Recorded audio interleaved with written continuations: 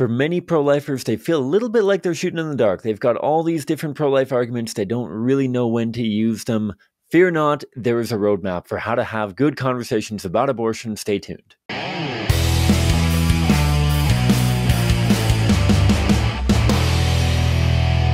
Hi folks, my name is Cam. I am the host of the Pro-Life Guys podcast, a show dedicated to equipping you with the tools that you need to have compassionate and compelling conversations so together we can change minds, save lives, and transform our culture.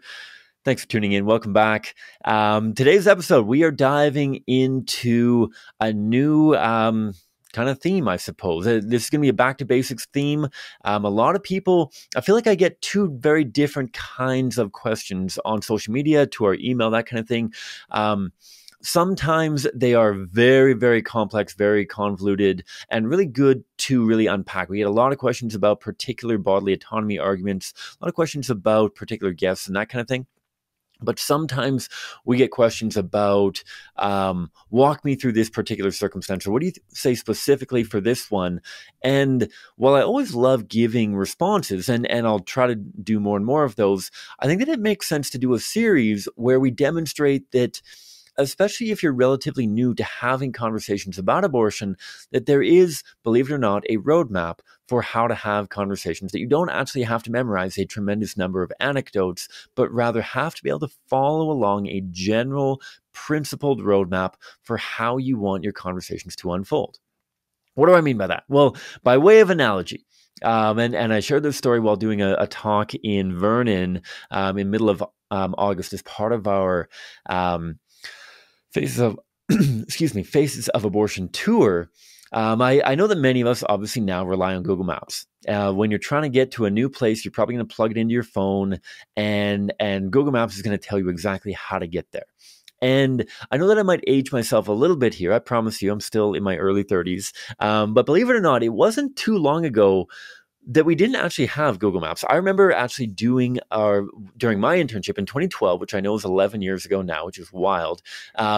During my internship, Google Maps didn't exist. At least it wasn't anywhere near as prevalent as it is now. And so we had these little baby GPS units. We had like the Garmin and the TomTom, and I believe there's a few other like mainline brands that would do these little independent GPS finders, which were kind of the first step in that direction. What do we do before that? How did you find your way from point A to point B before we even had those little Garmin GPS units? Literally, you used a paper map. And I spent a ton of time growing up playing baseball tournaments. And we're not going to get into my baseball career at this point. But my dad would take me to different cities to play baseball tournaments fairly frequently during my childhood, into my teenage years, all that kind of thing. I still play baseball now. Don't travel quite as much for ball, but still do a little bit of traveling. But at this point, I'm not using a map anymore. And I remember my dad talking to me about the importance of principles when it comes to using a map. That for anybody who's tried to use a map while sitting in the passenger seat, the writing on maps is really small. And it can be really difficult to know exactly the right roads that you need to get on, particularly if you run into problems, if you run into construction, if you run into lane closures, if you run into other problems like that, you don't realize that a road is a one-way road or something like that. And so how do you navigate that? Well, the principle from that goes just as well towards talking to people about abortion, believe it or not. The principle that my dad always taught me was, give me general ideas. Where are we now? And generally speaking, where are we going in the future? We are trying to get to a destination that is 45 blocks west and 25 blocks north of where we are now. And so he would teach me, okay, I don't need a specific road. I need to know at some point I need to turn left or right, north or south. And from there, I need to turn east or west, left or right from there. Find me a major road that's going north, and then find me a major road that's going west. We'll get in the ballpark, and once we get close to where we're going, then we can pull over and find the exact street address that we're looking for, the exact intersection, something like that. Get me in the neighborhood. Get me close using the principles of major street going west, major street going north, things like that. How does that relate to conversations about abortion? Well, it feels like any number of different circumstances get thrown at us. We often, obviously, start the conversation by asking an open-ended question along the lines of, what do you think about abortion? Notice the emphasis on you. I want them thinking about themselves and where they're at on the abortion issue. I don't want to be too heavy with my emphasis on what do you think about abortion or what do you think about abortion. I want it to be, what do you think about abortion? And often we get a wide range of responses, but the most common genre of response is circumstantial justification. Justifications which lean either towards concrete circumstances which can surround a mother's pregnancy, or a justification along the lines of bodily autonomy, something like that. A justification for abortion, whether a practical justification or a principled justification of abortion. And what we need to know is that we need to drive west. We need a general principle. And that general principle is that regardless of what the justification is, whether it's something very specific or very general, whether it's very concrete or very principled, we are going to meet them where they're at. If, for those of you who might be familiar with the book Stuck, a guide to answering tough questions about abortion, written by my colleague and friend Justina Van Manen, you'll remember this as being bridging the gap, meeting them where they're at, because we need to take them along for the ride. Yes, the circumstances surrounding pregnancy are not paramount to the abortion conversation in a lot of ways, in principle. However, if we're going to have productive conversations, we can't just be talking to ourselves. We need to be talking with somebody. And if we're going to be talking with somebody, they need to feel heard. They need to be acknowledged. They need to be respected and understood. And so we're going to start by meeting them where they're at with 3 tools. First, common ground. We don't want to get into fights with people. We don't want something to be viewed as a me versus you, which unfortunately is how a lot of people view interactions about abortion. They see it as a debate with a winner and a loser. And while certainly we want to win arguments, we don't only want to win arguments. We want to win people while we're winning arguments about abortion. We want to draw people to the pro-life worldview. And if we're going to do that, we need to meet them where we're at. We need to empathize with them with regards to the importance and relevance of the justification they're bringing up. You might have a hard time thinking through that, particularly for some of the more I don't want to say ridiculous, but some of the ones that you're going to hear. I'm not going to demean them one way or another. Everything is said for a reason, and so regardless of whether you value that reason or not, things are said for reasons. And so whatever the justification is, I want to empathize with the reality of that situation by saying, I agree with you that something in what they said. And so if it's something along the lines of, they say abortion should be allowed when the mother is living in poverty. If she can't provide food for herself or her born children, why should she be forced to provide for another child who hasn't been born yet? I agree with you that living in poverty is very real and incredibly challenging for a tremendous number of people. I agree with you that there is a problem that exists that demands our attention, demands some form of a solution. And again, this goes for the whole range, whether it's something like poverty, whether it's arguably the most common. I'm going to dedicate a whole episode to a number of these to show how this roadmap works.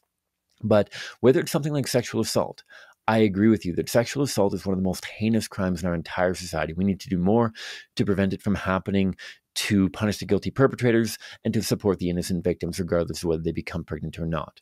Whether it's even something as far in the left field as overpopulation. Don't debate whether or not it exists. Say, I agree with you that often it feels like there isn't enough resources, support, whatever it may be, to go around. We don't want to refute and we don't want to resolve. Refuting is basically saying that this argument is not an important argument. It's not valuable. It's not coherent. It's not meaningful. It's a bad argument. And that might be the case, but for the person who's saying it, they'd probably believe that it's a good argument. And so if we dismiss them out of hand, we're not going to be productive in any way. And so don't bother getting into refuting poverty by saying if people in developing nations can have children, then people in a developed nation like Canada should be able to have children. Don't bother getting into the completely erroneous statistic from the Guttmacher Institute that suggests that less than 1% of pregnancies are a result of sexual assault. Don't get into whether or not overpopulation is a thing or not. Don't bother. We don't want to spend time debating whether or not suffering exists. We don't want to spend time debating whether or not hard situations exist. We want to get as quickly as possible towards talking about whether or not preborn children are human and whether all humans should get human rights. And so we're not going to refute. We're also not going to resolve. We're not going to try to solve the problems and just answer all of the concerns that they might have before we've taken abortion off the table. And so refuting we're not going to do because it can come across as really callous, and it shouldn't be done ever, I would argue. Resolving situations is something that we shouldn't do yet. Obviously, pro-lifers need to be a part of the solution. Obviously, we need to empower people and be a part of the solution ourselves towards resolving the hard situations that mothers and fathers are faced with. However, it is impossible to make pregnancy easier than how easy abortion is perceived to be. If somebody still has abortion as an appropriate or accessible option in their mind, then we are going to spend our tires constantly trying to make pregnancy easier and easier and easier. And it's not even going to be worth value because it's impossible to make pregnancy easier than how easy abortion is perceived to be. What do I mean by that? What I mean is that in today's day and age, the majority of people that I speak with believe that abortion is something that they can schedule on a Friday afternoon and they're back to work or back to school on Monday morning. They don't miss anything, and nobody even needs to know. Their boyfriend doesn't need to know. Their husband doesn't need to know. Their school, their work, their family, their church community. Nobody needs to know. This is the great reset button. And so if in people's minds, it is the difference between being pregnant and not being pregnant, it's impossible to make being pregnant easier than not being pregnant. However, if we can correct that dichotomy into you are either pregnant with a living child, you're either the parent of a living child or the parent of a dead child, if we can make abortion more difficult for people to accept by demonstrating the fact that this is a living member of the human family and that all living members of the human family deserve human rights, then we are actually going to remove abortion from the table. And only once we remove abortion from the table can we start resolving some of the situations and scenarios that they find themselves in. We can't do that, though, before we've removed abortion as a viable option from their mind because it's simply futile, because we can never make pregnancy easier than how easy abortion is perceived to be. And so if we're not going to refute, if we're not going to resolve, we got to go back to the roadmap. We're going to find common ground. We're going to empathize with the reality of suffering, the reality of the justification that they have brought forward, whether it's concrete or principled. And then we're going to make an analogy. We're going to trot out the toddler to demonstrate the principle that we don't solve problems by killing innocent humans. And so we trot out the toddler. We want to do this over and over and over again. I get that the more advanced, the more experienced you've got, maybe you nuance some of these analogies, but I would highly, highly recommend, not only for your sake, but also for the sake of the person that you're talking to be as consistent as possible with the analogies that you're making. These analogies trotting out the toddler are going to demonstrate with consistent clarity, again, like I mentioned, that you cannot kill innocent humans to solve even the hardest of problems. And so if they bring up, again, something like poverty, we're going to be able to say, imagine that there's a mother with a 2-year-old child whose financial situation deteriorates to the point where she can no longer provide food, rent, anything else, quality of life for herself and her child. Would we ever suggest that she kills her born child to cope with her strained financial situation? We're going to do this with sexual assault. Imagine there's a mother living in a healthy relationship with a born child, but then that relationship deteriorates to the point of violence and abuse. After we remove her and her child from that abusive relationship, she's no longer reminded, when she looks at that child, of a loving, healthy relationship. She's now reminded of an abusive, violent home, and every day that the child grows reminds her more and more poignantly of that abuse. Would we ever suggest she kills her born child to cope with the reminder of that abusive relationship? Or overpopulation. Imagine there were so many people on Earth that there weren't enough resources to go around for all of the born humans. Would we ever suggest we kill innocent born children because of the excessive demands on our resources? If not for a born child, why for a preborn child? We ask all of these analogies which trot out the toddler to demonstrate that principle, to show that we're not going to solve this problem by killing an innocent born child. The last thing that we're going to do, which is going to pivot us towards the conversation, step 2 of our roadmap, we're going to see if Maddie can throw up a sweet visual, particularly for those who might be able to follow along on YouTube, to show this roadmap along and along. The last part of Bridging the Gap, is going to be the pivot question, which is simply to ask, if we wouldn't kill a born child to solve this problem, why will we kill that same child just a few years earlier to solve the same problem? What is the difference? We're basically asking, what is the difference between born children and preborn children? Why is it okay to kill a preborn child but not a born child? That question pivots us from talking about the reality of hard circumstances and scenarios which can involve a tremendous amount of suffering and hardship, to talking about whether or not these are actually human beings. Because if we acknowledge that they are a human being, then no justification for abortion is adequate, right? It's never an appropriate solution to kill an innocent human to solve even the hardest of problems. And so that pivot question draws us in that route. Again, that first step of the roadmap, the travel west, build common ground, make an analogy, ask a question. Step 2, what do we do after that? Well, after that, we're probably, as we ask the question, why is it okay to kill an innocent preborn child but not an innocent born child to solve that problem? We're probably going to get some kind of a response along the lines of, but they're not human, but it's just a fetus. It's not the same, something like that. And that is actually the direction we want to go. We want to be talking about whether or not preborn children are actually indeed humans. And so, because as I mentioned, this entire conversation at the end of the day, I would argue, comes down to whether or not they are indeed living members of the human family. Because if they're not, if a preborn human being, a human embryo, human fetus, human zygote, is not a living member of the human family, then no justification for abortion is necessary. However, if they are, then no justification for abortion is adequate. It all comes down to whether or not they are living members of the human family. And so how do we demonstrate that? I want to propose 4 questions that are worth committing, this time verbatim. I know that for common ground, analogy, and question, they are principles, empathizing with the hardship, demonstrating by way of trotting out the toddler that we don't kill humans to solve problems, and asking a pivot question that challenges the difference between born and preborn children. Those are all kind of principles that you can use your own wording for, I suppose. However, for the humanity, I want to suggest memorizing these questions verbatim, because they are so effective in streamlining the conversation about the humanity of preborn children. So the first question I want to encourage you to ask is, do you believe all humans get human rights? Do you believe all humans get human rights? The vast majority of people that you talk to are going to say yes. Perfect. If they say no, you might have to clarify what you mean. The fundamental human right to not be killed intentionally as an innocent human. That's a very wordy way of clarifying it. Can you agree? Do we agree all humans get human rights? Question 2. If something is growing, isn't it alive? Again, the vast majority of people that you're going to talk to are going to acknowledge that yes, if something is growing, it must be alive. Dead things don't grow. Inanimate things don't grow. Okay, question 3.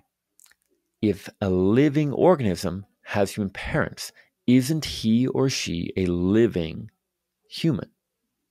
And so question 2 has demonstrated that we have a living organism from the moment of fertilization, because we can observe growth from 1 cell to 2 cells to 4 cells. We have a living something from the moment of fertilization. By asking who the parents of that living something is, we can determine what that living something itself is. And so if that living something from the moment of fertilization has human parents, he or she must be a living human. And that the 4th and final question kind of draws it all together. It's a syllogism in question format. Wouldn't that make abortion a human rights violation? Abortion is something that directly and intentionally ends the life of that innocent, living member of the human family. If we agree that all living members of the human family get human rights, wouldn't that make abortion a human rights violation? So again, those 4 questions. 1, do you agree all humans get human rights? 2, if something is growing, isn't alive? 3, if a living organism has human parents, isn't he or she a living human? And finally, doesn't that make abortion a human rights violation? Those 4 questions are absolute bangers. As we go through this series of Back to Basics, I will go through testimonies of people that I've been blessed to witness change their mind simply because of these 4 questions and how that unfolded. Those 4 questions, by and large, are going to help people not only understand and appreciate the presence of human life, but also remind them, especially with that first and fourth question, the value of human life and how all humans get human rights. What do you do if people debate the humanity? You ask these 4 questions and they say, no, that's too good to be true. You pro-lifers are tricking me. You have found the perfect wordings and you make it sound like they're humans, but they're not actually humans. How do you demonstrate that abortion kills an innocent human being? Well, the first thing I want to suggest, something integral to the strategy at CCPR, is to show them that abortion directly and intentionally kills an innocent human being. Whether that's by way of showing them a visual of a child killed by abortion, whether that's showing a video of a child being killed by abortion, whether that's one of the high-quality animated videos that Live Action have done with Dr. Anthony Levantino, showing the process of abortion. I would argue that the best way to prove that abortion kills an innocent human being is to show how abortion kills an innocent human being. If for some reason you don't have the opportunity or ability to do that, the other thing that I would suggest, again, for our people on YouTube, you can see this, but for those just listening in, pull on your phone and Google, when does human life begin? I do this every couple months just to make sure that Google hasn't tried to modify the algorithm or anything. You're going to get over 2 billion results in less than half a second. And the overwhelming majority of those, particularly all of those found on the first page, most particularly that which is prominently featured as the first search engine result, will all affirm that human life begins at fertilization. You don't have to take my word on it. You don't have to take the word of pro-lifers that human life begins at fertilization. This isn't some dusty church doctrine, but rather something that literally every credible biologist, embryologist, scientist is going to acknowledge. Human life begins at fertilization. The last, if necessary, step of the roadmap that unfortunately a lot of people, myself at times included, want to jump to immediately is talking about the value of human life. They want to talk about the personhood of preborn children and how valuable they are. However, if we jump the gun, if we talk about this too early, before we've demonstrated the presence of human life, then again, we're going to be spinning our tires. And so we need to first meet them where they're at. Second step of the roadmap, demonstrate the presence of a human life. Third, if necessary, if questions 1 and 4 of the human rights argument are insufficient in reminding them that all humans should get human rights, we need to go into what we call the human plus X argument. What that is if somebody suggests that humans are valuable because of an attribute, because of sentience, because of independence, because of what they look like, what they don't look like, because of a heartbeat or brain waves or capacity to feel pain, all those kinds of stuff. Don't debate whether or not they exist. Simply ask why they are not present. Why is a 1-cell human zygote not sentient? Why is a 6-week embryo not fully independent? Why? Why does that difference exist? And every one of those differences can be traced back to how old that child is. Either you're dealing with a matter of disability, and so it's ability-based discrimination, or in the vast majority of cases, it traces back to how old they are. The reason why they can't survive on their own is because of how old they are. The reason why they don't have a fully formed heart or brain or any other aspect of their body is because of how old they are. The reason why so many of the differences exist is because of how old they are. Ask why the difference that they have focused on exists, and then clarify that that is age-based discrimination. They're saying that you have to be human plus a particular age to be counted as valuable. And then ask them to explain to you why age-based discrimination is any better than any other form of arbitrary discrimination. Whether it's our age, whether it's our skin color, whether it's our ethnicity, religion, gender, anything else, why is age-based discrimination any better or any more appropriate than any other form of discrimination? Tragically, it'll be very obvious very early on that age-based discrimination simply provides a victim who can't fight back, right? And why can't they fight back? Because of their age, right? That racial violence is not wrong because the people can fight back. The fact that people can fight back often accelerates the resolution.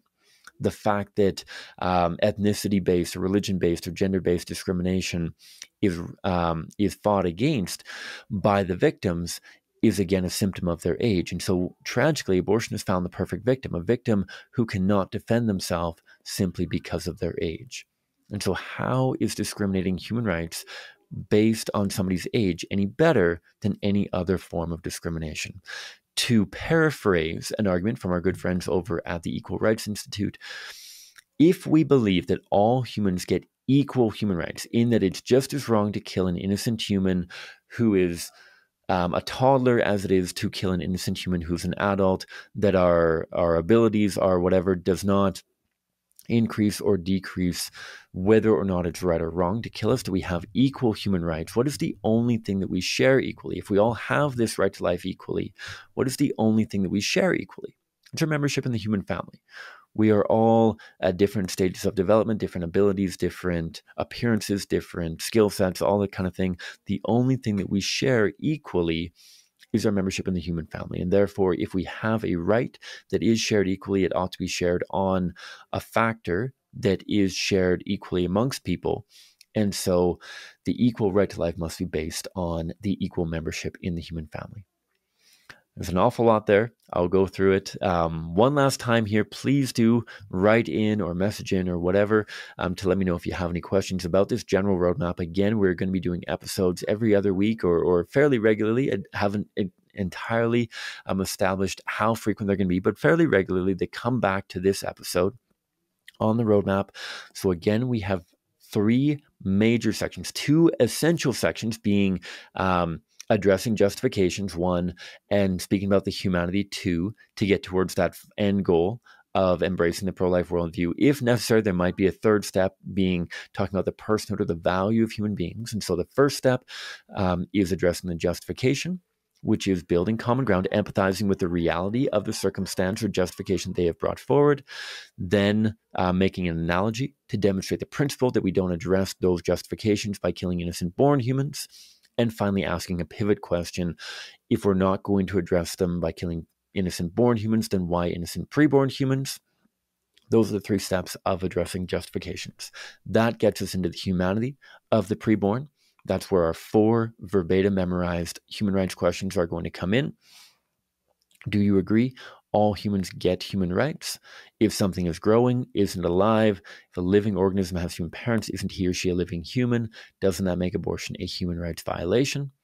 If necessary, showing the reality of what abortion does to a preborn child to demonstrate that abortion kills an innocent human.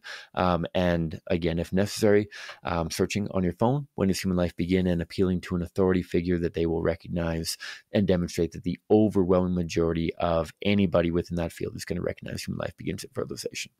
If necessary, dropping down to that final point of personhood, going through asking the questions why the differences exist between born and preborn children, whether they're focused on sentience or independence or anything else. Why does that difference exist?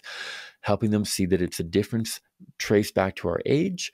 And if it's a difference of age, then how is age-based discrimination any better or any more appropriate than any other arbitrary form of discrimination? Just as on any trip, you might find roadblocks, you might find construction, you might bounce back and forth between different things. And if you do, you go back to the MAP principle.